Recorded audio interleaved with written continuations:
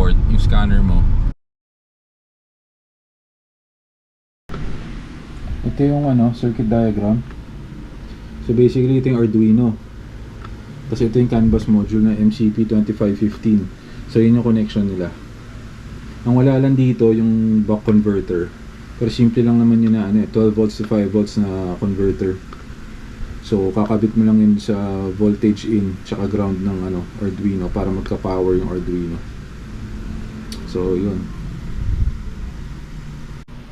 So ito yung code. So meron akong kinuhang library ng CAN bus module natin, MCP2515. So sa GitHub. So ito.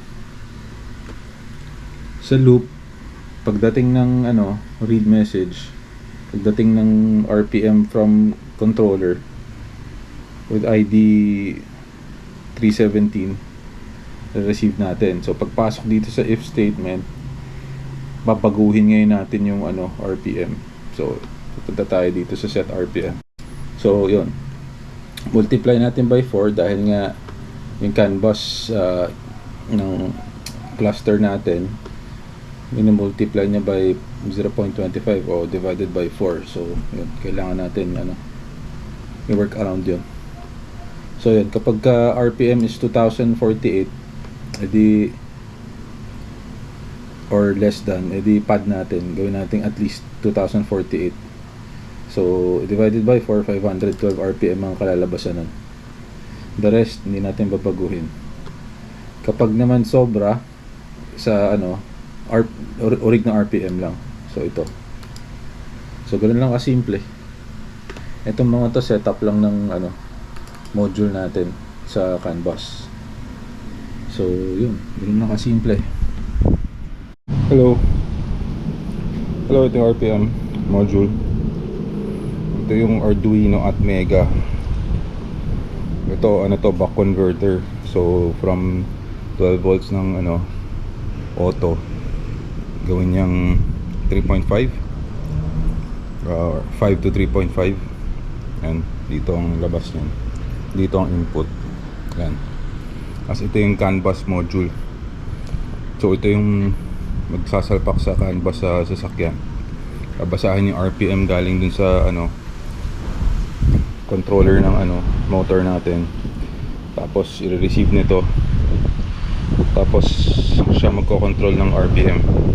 Lalagyan niya ng minimum na 256 RPM para mag-activate yung EPS. Tapos yun, siya magpapadala ng RPM. So yun, meron na tayong RPM module sa wakas. Tagal ko nang gustong yun to, paanda rin. So yeah, kabit na natin.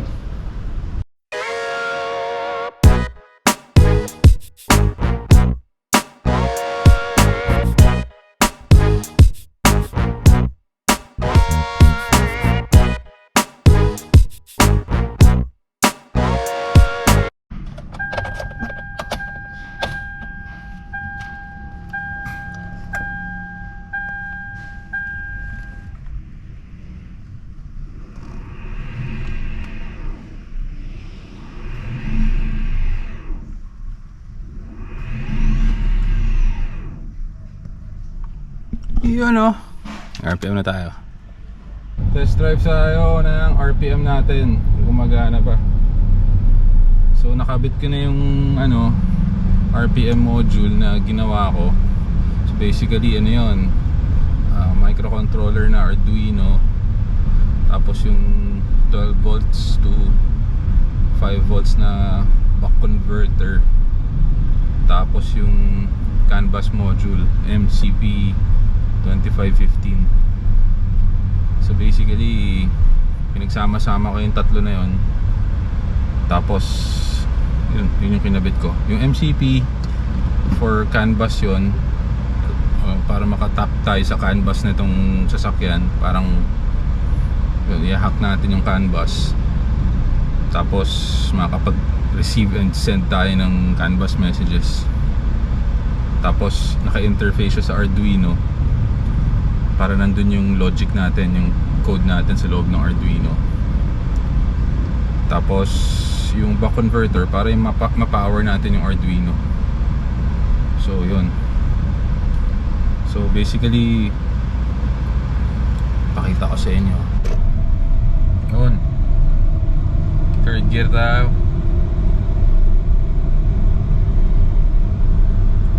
Hey, may RPM na tayo. Ayos na yung mga gauge natin.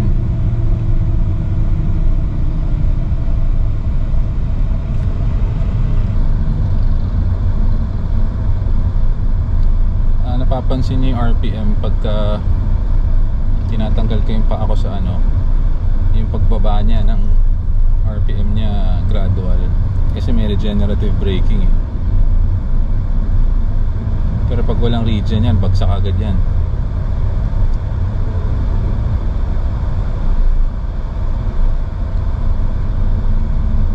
Kunyari mag-shift ako, bagsak agad yan. Tignan mo, diba? Kasi nung tinanggal ko yung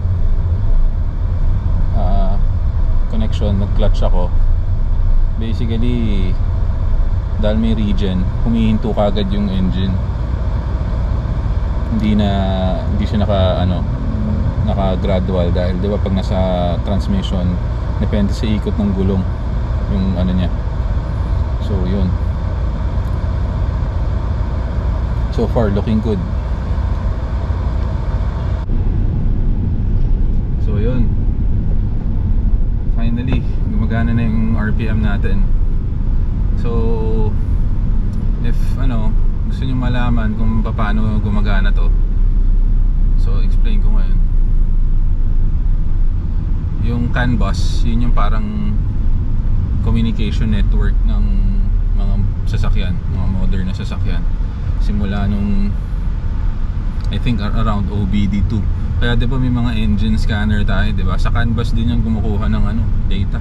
Pag sinaksak mo yan, yung scanner, pag sinaksak mo sa port ng OBD2 diagnostic port, yung scanner mo, magtatap sa CAN bus yung na yun, scanner na yun. So basically, yung data hahatakin din niya using OBD2 protocol. Ayan. Pero tayo bare CAN bus ang ginamit natin kasi within the car lang nag-uusap-usap, diba? Yung OBD2 kasi may protocol yan for communication with the scanner eh. So parang layer pa yon.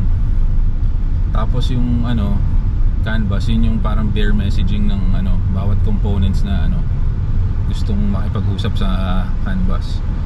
So yun, nag-tap tayo doon using Arduino na yon. Tapos yung CAN bus ng natin, controller natin sa electric motor, naka rin yon, tap din yon. So basically nagbabato ng RPM yon, yung controller na yon. Okay, so yung RPM na yon, syempre yun yung legit na RPM ng di ba, motor natin. Kung ano yung binabato, yun talaga yung legit. Ngayon kaya tayo nagparang basically nagpad tayo ng minimum RPM para lang matuwa si EPS eh, 'di ba? So ngayon, yung binabato ng controller ng RPM, tayo lang ang nagre-receive nun, si RPM module na ginawa natin. So pag na-receive natin yon, dali-dali chine-check natin yung RPM. So yung RPM na dumarating, pinapada natin yon kapag less than 500 RPM. Yun.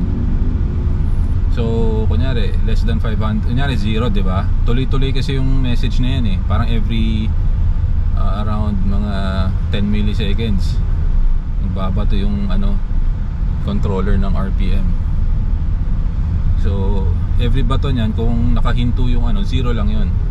Kung nakahinto yung motor, 0 lang 0 yun. So, pag hindi natin pinadan yun, si EPS mag-off. Parang iisipin niya naka-off yung